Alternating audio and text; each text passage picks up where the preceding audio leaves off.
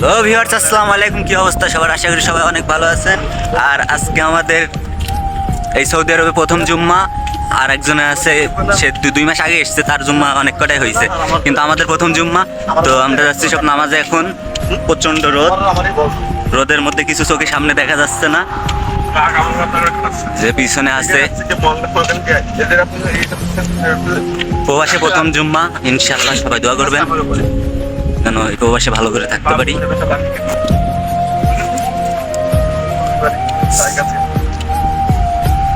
মসজিদ কোন দিকে ভাই?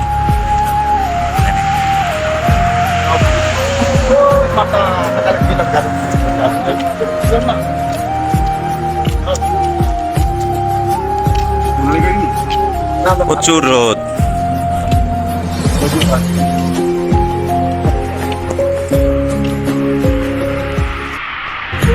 ভাই, খেজুরের ডালটা কি একটা ডায়লগ হবে না?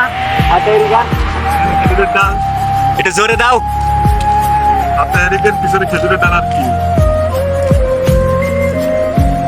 বিদেশ আজব দেশ। বাংলাদেশের মানুষ তো আসতে খুব চায় এই দেশে।